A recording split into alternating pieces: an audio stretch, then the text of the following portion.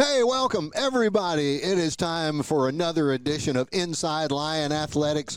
Joined here today by Lion head coach Clint Dalzell. Hey, we did this last week. It was kind of fun. We did. I felt like we were prepped. I didn't know we were doing it. I know. We just good. We're just good, Coach. That's it. Hey, speaking of good, how the Lions looking in practice? It is game week, sir. It is. You can tell the excitement's there, and every day we get a little closer. It's a little more concentration by everybody. They know it's about game time, and that clock goes so fast. When we put it on there for 140 days ago, it's here. It goes that fast for us, and we're excited about it. Talk a little bit about the difference between where you are going into this game against San Diego State versus going into the first game last year. A lot of unknown last year, just like this year, but a lot more under my belt this year. I feel a lot more comfortable out on the football field. I love my coaching staff, the changes we've made in the offseason, and obviously we've talked about the player talent, the upgrade and the talent we brought in from JUCO's portal, even our high school freshmen that we brought in from the 24. So we're excited about that, and I can't wait to watch them play this weekend. It will be fun. You're going to like it just for the temperature, right? We're going to San Diego. Yeah, that's awesome. From the heat today, there was hardly no wind on the field. It was pretty stagnant. Knowing we're going to get as high as 75, and it's only going to get cooler because we start at 5, so I'm sure that sun's going to start going down to be even nicer. Yeah, so the water's kind of cool out there. You may want to take your wetsuit to go surfing before the game. I do feel sorry for them a little bit in the summer when you got to step out there, and I don't like cold water, so I'll pass on that. Yeah, you and me both. I just don't like water that has things in it bigger than me, and that's as simple as it needs to be. Coach, how about the offense? You got two quarterbacks. They're both a little dinged up a little bit in practice, but that's just practice stuff. Normal. Yeah, normal for us. It feels like every position. We could talk about that. But, no, both Erod and Ron Peace are doing really well. They will both get some playing time. I will go with the hot hand. Erod's our guy for sure right now, and I love where he's at. He puts us in such a good situation out there to be successful. With the line, the receivers, and the running back. So feel really great about him out there. If he's rolling, then we'll keep rolling. And if Ron gets out there and he has success, and we'll roll with that too. I feel a lot of things we can do with both of them, a little bit different styles, each one of them. You've spent more time, obviously, around Erod, even when he couldn't play all the time. In the huddle, does he command more of everybody's attention than anybody else? I mean, they know what he's talking about. They're looking to him for what's next. He is naturally born leader, for sure. Not that Ron's not, but he's known these guys a lot longer than Ron has, coming in the spring. Ron has a great relationship as well, but he just commands on the field. You can see when he's out there, it's his. And there's nothing they can show him that he hasn't seen before and that we haven't prepped before. So, over on the other side, how much of a hard time is Jack Tyler's defense giving your guys in practice? It's nice to go away from them now. That's we got away from them and started practicing at San Diego basically about 9 practices ago. So, they're on one end, we're on the other end now. So, it's self-serve. We have a scout team look, and it is nice not to go against them. And they're good, and I'm glad to get to see them and get to cheer for them for a while instead of having to root against them since we're offense and defense. So I'm looking forward again for watch both offense and defense this week. And our special teams as well. We hadn't talked about that, but they're a big part of our game. San Diego State is debuting a new head coach, a new quarterback, a lot of new out there for the Aztecs. Yep. What have you been able to get from film? Not a lot. I mean, they're like us. I'm sure anything they've gotten from us is from old ex-players that are disgruntled, things like that you get from any kind of huddle situation they can send. But I know Coach Lewis is a great coach. I've seen him, when he was at Washington, North Dakota, those places where he's had great defenses. And we know we'll have our hands full. There's no doubt about that with his defense coordinator he got in.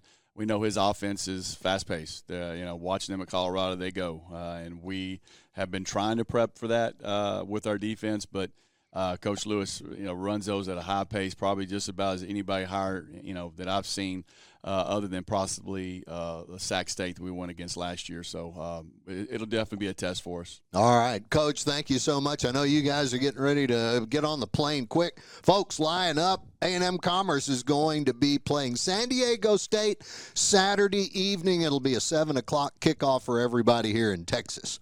See you then. Hey, everybody, welcome back to Inside Lion Athletics with the big cat himself, Jim Curry, Athletic Director of all Lion Athletics. Busy week for you. Things are just getting started on the competition fields and floors, and now it'll be everybody in a week. Yeah, campus is alive. It's incredible. I was walking around this morning, yesterday, Monday. I mean, students everywhere. There's an energy, right? Campus kind of comes alive when the students come back, and then you look at the schedule this week for all of our sports, right? I mean, hosting a volleyball tournament with some great competition coming in. We've got soccer at home as well. Right. 2 games this weekend. This little national television broadcast, for the first time since we played in the national championship game. Yep, it's in been 17. A while. That was the last time we were on national TV in football. So great opportunity to showcase the brand. Nothing like being on primetime Saturday night, week 1, college football. Yeah, and, people could even, look national TV and then turn the sound down and listen to the radio guys. That's exactly right. I've heard we got some pretty good ones. Well, they're humble.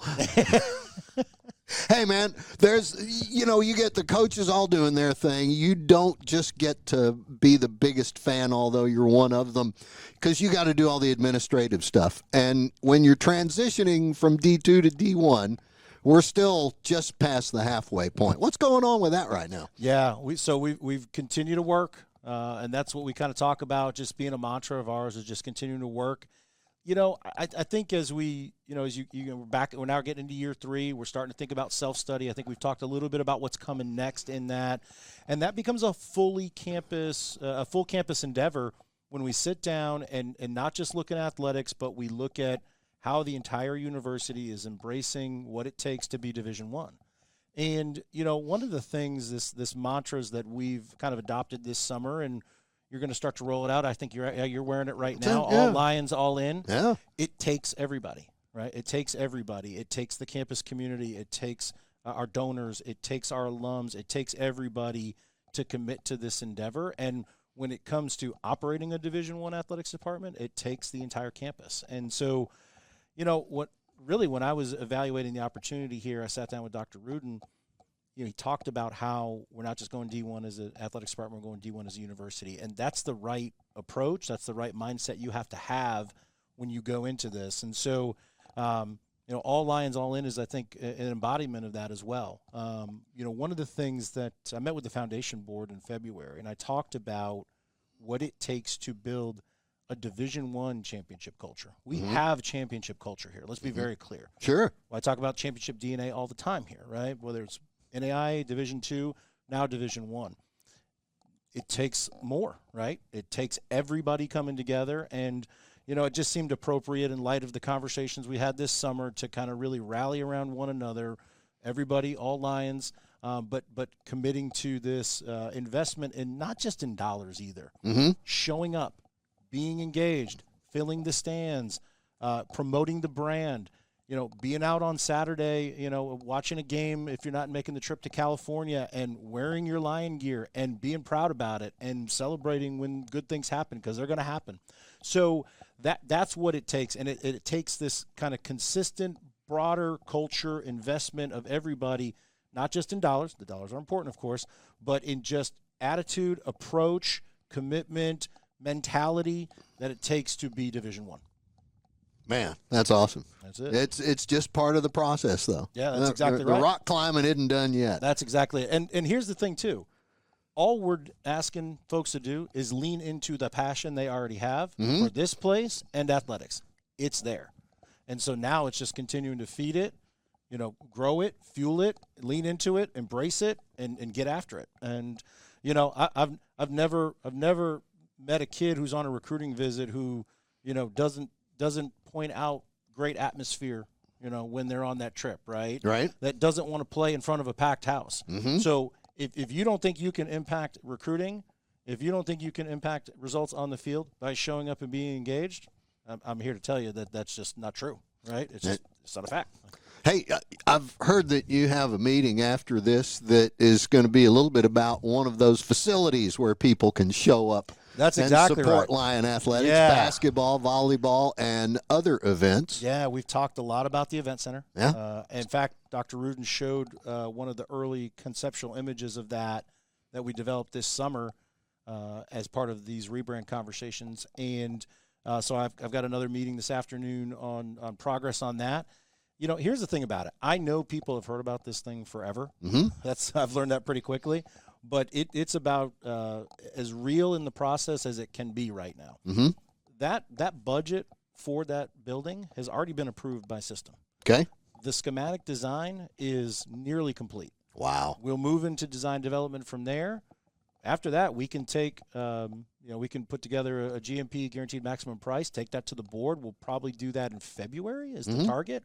And so we're making the right progress to get that thing across the finish line. But, you know, I think it's important to understand as we're going through this process how we prioritize all the different things that go on. Because it's easy to look at facilities and say, oh, we got to make that investment right now. Yeah. If we don't have these investments, then are we even really Division I? Like, Well, it's more like we really need to make that investment, but trying to put a time on it is difficult. Well, time on it, you're right, but then also relative to the other things that can have greater impact on what we're doing to transform lives here for our student athletes.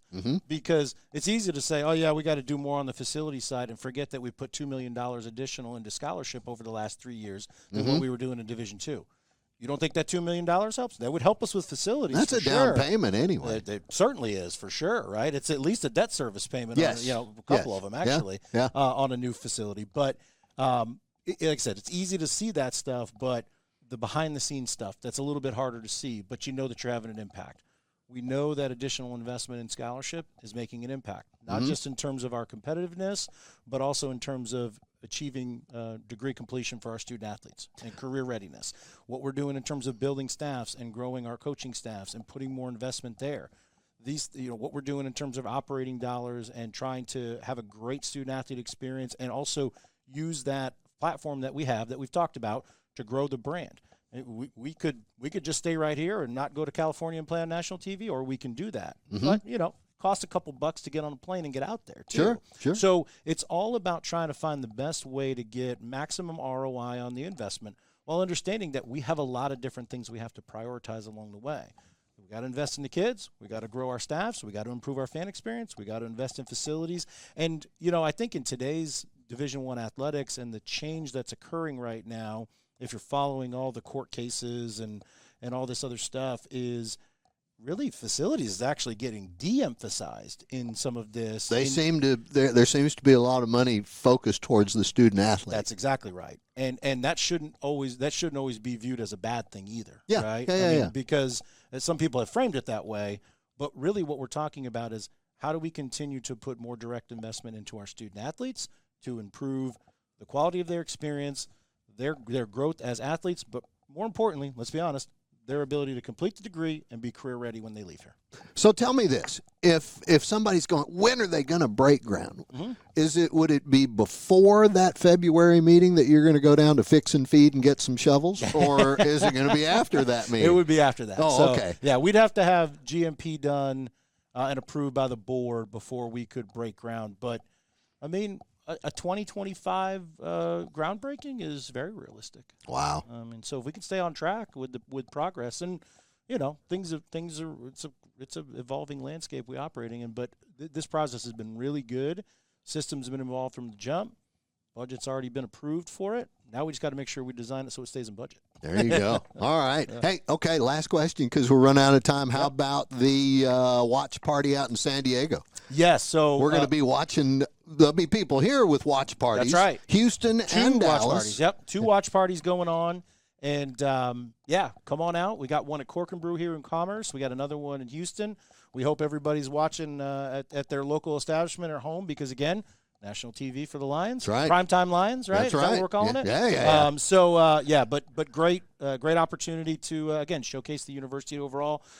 Turner is now kind of in this college football space. They're the same folks that do March Madness. You've probably heard of that, right? So they've got a lot of familiar in this space, but have asked for a lot of content. So looking forward to seeing their production and how they showcase the university and our team overall. And then looking ahead, coming out of the backside of the weekend here, a new initiative, a little bit of a micro campaign that we're going to put together, but we're calling it 903 Day or 903 Weekend.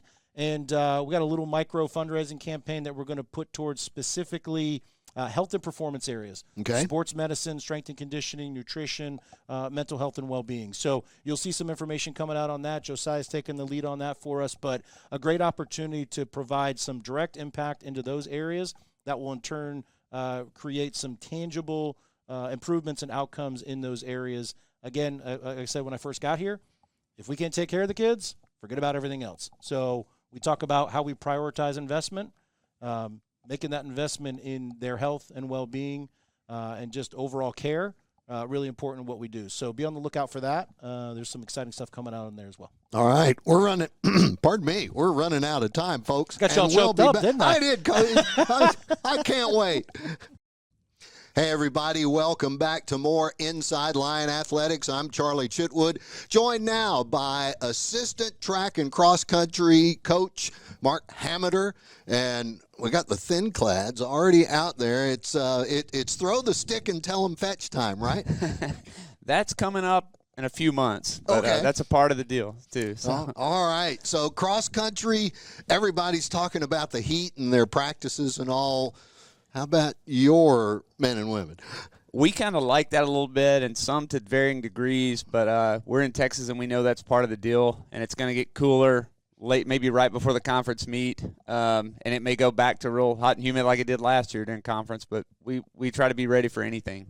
Tell us a little bit about the season, what you have coming up in the fall, some of the big meets, and how about some of the Lion runners? Well, we kind of work from the back. November 1st is our championship meet. It'll be in New Orleans. UNO is going to host it. So we have 4 meets in prep along the way, opening up at Memphis, a night meet under the lights this year for the first time. So the kids are really excited. On the women's side, Aneta Randma is kind of top returner, joined by a very new team that has not been here before. Mariva Heck's a new freshman girl from France that we're really excited about. Riley Roberts, an East Texas girl from Bullard High. And then Adeline Cobbs, who is from Lindale High, another East Texas freshman girl. Super excited about the pack. Talk about your runner from France. They had a little event over there in Paris just a few weeks ago. Pincock bring you back a T-shirt? I have not got a T-shirt yet. But I think that the prices were high for the time he was there. So tell me about just what it's like, the atmosphere on a team when you have 3 Olympians. Now, they weren't cross-country runners. They weren't long-distance runners, but y'all are all Lions. Oh, yeah. Unbelievable. And tears in my eyes every time I saw them compete. Whether I had to get up at 3 a.m. our time or whatever, I just stayed up part of the time to get to see them. They're awesome human beings, not only athletes but humans. So just unbelievable. I think everybody's highly motivated and inspired more so by what they did. You know, while A&M Commerce is going through the transition from Division II to Division I, you know, you see it ups and downs in all the other sports. How is the transitioning process, the upgrade in the type of runners y'all get? How's that working out for y'all? Honestly, Charlie, for us, it's really no different because we've been going to meets against really good people in Division I and Division II, NAIA. It doesn't matter. The way we our mentality in cross country is we don't care if the Razorbacks show up, Northern Arizona shows up, BYU. We're going to try to run the best team race we can, regardless of who's in the other colored jerseys, and focus more on our process than their outcomes. So very good. Now you bring a kind of an interesting personal history as a long distance runner in, and you started a little bit late, didn't you? Yeah, I was hoping to go play football, basketball, like beyond high school, and like that was not where I was getting the calls. And started running actually my senior year of high school and got to go to college to run. And after that, got to do some things that beyond my deserving, but a lot of really good people in the sport have been mentors to me and helped me a lot. Now, I was a sprinter, so I never got to that part of, running for an hour and a half and all of a sudden, boom, oh, this feels great. How did you arrive at that point, and then the teaching of it? It just felt good, and I had great mentors. I can't say that enough. Great mentors and people that just – my saying is run for the love of running, and they shared that with me, and it stuck somehow. And here we are. I want to share my passions with people who want to see how good they can be and enjoy every step along the way. You know, the physical development of the athletes, the runners, they come in, they're used to running long distances.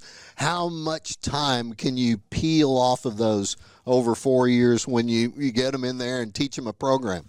An absolute ton. Like, it's no, and I hope our kids listen to this. Haven't even talked about any of the men specifically, but I hope they're listening. They are becoming examples of that. We got kids in our program who did not get to compete the district meet level in high school. One of them scored at conference last year, broke 15 minutes for 5,000 as a freshman. As one example of, like, one of them who ran 4:38 in high school for 1,600 meters got the silver medal in the steeplechase at conference. He didn't know what the steeple was when he got to college. So very proud of them, super excited about them. And I don't know if I have a second to say anything about the men. Yesterday, the most exciting pack workout I've ever seen by our kids. The depth of quality. It's going to take us a while. We got a lot of freshmen, but absolutely excited about the young men and women we're working with. Okay, when's the first event? When's the first opportunity to get together with them in competition? Saturday night, the women gun goes off at 9:20 p.m. under the lights in Memphis, and then the men at 10 p.m. We'll have a great time. I don't know if I can stay up that late, Coach, but we'll find out a way. Hey, that's all the time we have here. Mark Hambrick, thanks for coming to join us today, and we'll see you in just a little bit. Go Lions.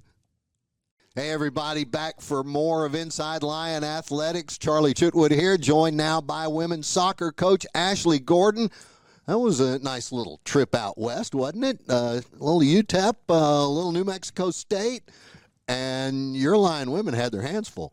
They did. First of all, it wasn't as humid there. It was dry heat. But, no, it was a good trip in regards to performances in both games. We didn't necessarily get the results that we wanted. But, you know, playing against UTEP, outplayed, created a lot of chances, didn't put the ball in the back of the net. And unfortunately, one mistake led to a goal, and you know, we lost 1-0. New Mexico State, I thought we played really, really well. Came out, it had to change a formation and defend in a little bit of a different way. But, you know, at the end of the day, we scored a great goal. We were leading with 8 minutes to go in the game. Gave up a set piece, tied the game. Minute and 30 seconds left, we gave up another set piece. So as you can imagine, this week, what we're going to be working on is defending set pieces, not giving up set pieces, and then defending set pieces, because that really is what bit us. Early in the season like this, there were so many. You could see players in any break just hands on their knees, bent over, trying to get their win on both sides. How long will it take? I mean, when they're really in fighting mix, you hope to have them there by conference, I would expect. Yeah, by conference. I mean, that's basically in the past 2 years. You know, it's taken us 5 to 6 weeks really to get where we needed to be, and that's perfect timing leading into conference. You know, this weekend was the first time though that we only had a 48-hour turnaround, whereas you know, you might have a Thursday, Sunday, but you know, this was the first time that we had a 48-hour turnaround, and you know, we felt it on the game Saturday night against New Mexico State. But even with that being said, players played well. They played well. Sure made you feel good that you only had to travel from El Paso to Las Cruces instead of all the way up to Silver City, right? Yes, that's true. Yes. All right. Hey, you know, in this heat and keeping everybody fit and safe while they train, the soccer team, others have access, but you've got a monitor that everybody wears. Yes. Tell us a little bit about that. Yeah, all the players, it's beyond pulse what we're using, but it's heart rate monitors. It tracks basically workload, number of sprints, heart rate, and certainly it's broken down by minutes. So we know where our heart rate is at, whether that's warm up through different phases of training and games. But you know, it also clocks distances. So you know, we can look at it. We know exactly in a particular game whether our midfielders or versus our forwards or defenders, you know, how many meters they're clocking. And you know, on average, well, give you, for New Mexico State, you know, we had probably 6 or 7 players that clocked 11,000 meters. Yikes. Yeah. That's a lot. It's a lot, but we love it. The players wear it. every training session, and again, it gives the staff good indication of what we need to ramp up in different phases of training, whether we need to back off our team based on where we're at. And of course, there's got to be, we're looking to also taper as we're getting closer to games. So again, if the workload is extremely high on a Wednesday and we're playing on Friday, that could potentially be a problem with the day before. So anyway, it gives us a good indication, right away. And the players, they immediately receive an email with also their data, and without it really being spoken, the girls are pretty competitive. When they walk in the locker room, they'll ask their teammate next to them, like, what was your workload? So it has become competitive, even without being competitive, and it's more of an unspoken, competitiveness. And with data, data doesn't lie, right? Yeah. You can't hide. So, it's great. I use it, and if I see that it's a training session that all of the players are doing the same thing, well, if you've got somebody that's not covering distance and their heart rate isn't where it needs to be, that's a problem. And I can compare apples to apples, and, if a player is going to complain about playing time, well, data doesn't lie. and you're just looking on your phone, right? And looking at all the graphs and times and temperatures. And Great. That's crazy. Correct. That's crazy. I great love for it. Oh, it's sports great performance. stuff. It is. It's another tool. It is. All right. So what's up next?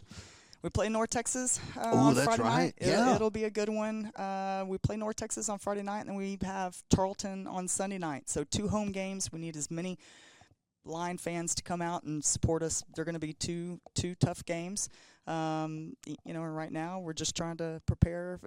You can't look past the other ones, so we're focused on Friday night's game first. All right, we'll be cheering on from San Diego on that one, watching online, lionathletics.com. Just go there, and there's the link to where you can watch. But good luck, and beat Tarleton for sure.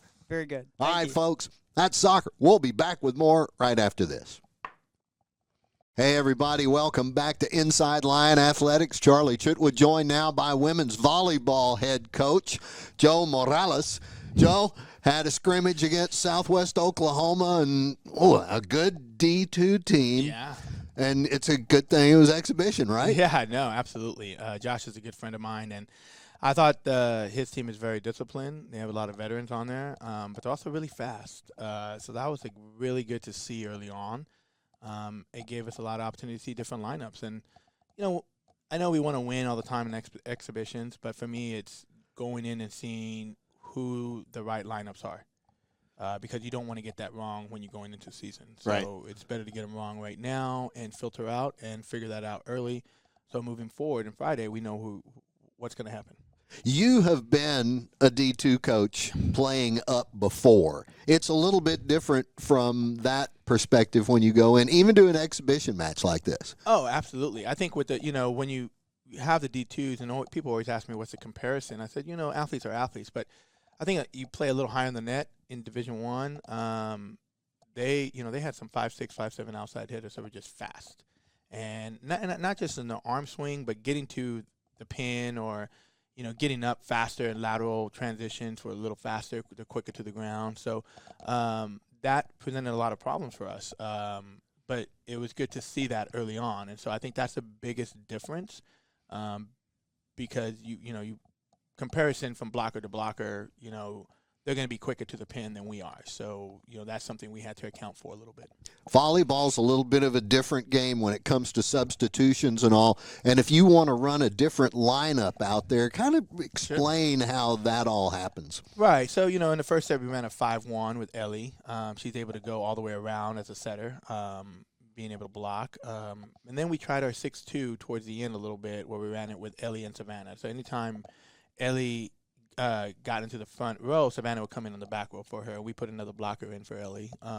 So we looked a lot of that transition. And then we also, the libero's not counting the sub, so we also used a 2 libero system, which is new this year. Okay. So you can now have 2 people in the libero jersey, and whether you switch them from passing to defense or just strategically, and it helped us a little bit. We've never run it before. I've never been a fan of it before, but When you helped get us. two good Yeah. liberos, you Yeah. start thinking that way. Well, you want to keep the ball up as much as possible and be in system, and I think that helped us a little bit. So we ran it, and we ran it the last 2 sets, and it worked in our favor. Have there been any other rule changes?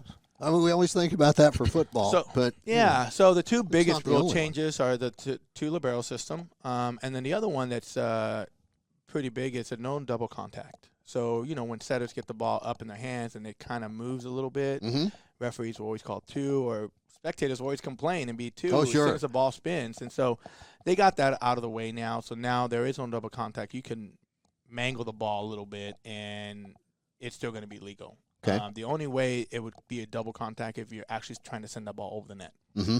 So the way they look at it is it's not an advantage if you're setting a bad ball to that team. It's not they don't gain an advantage. Mhm. So, and it also keeps the game going. I mean, people want to see long rallies. So that we want to draw spectators to our sport, which we've been doing that throughout the country. But I think that's going to help. It's going to be a little faster a little bit. So now you're just working on defense and whatnot. So those are the 2 biggest changes that we've adapted this year. So let's go back to the scrimmage momentarily. Not so much what happened, but what happens after as you get ready for a season opener this weekend. Yeah, we solidified lineups pretty much, going in there and getting a consistent routine and figuring out who the extended rotations are. Who are your alternate subs that you're going to go with. We have a roster of 18, so, we're going to go not that deep into the roster. So people are fighting for positions now. You have our right side group that are fighting, our outside group that are fighting. So that's going to be a different slate, and people are going to have to show up every day in practice and prove what they're doing. So we love the competition. I think they're accepting the competition. They love the challenge, and so that's what we're going to go with. And I think we have a good group and a good culture in our gym that everyone, no matter if you're on the bench or whatnot, you're cheering on your teammate. Competition in practice, but everybody wants to win. So that's the mark we're going for. Okay. Before we run out of time, Sure. tell everybody about what matches this weekend. Yeah, so we'll open up. I believe we'll open it up against Little Rock, Arkansas. I think that's a 1:00 game this Friday.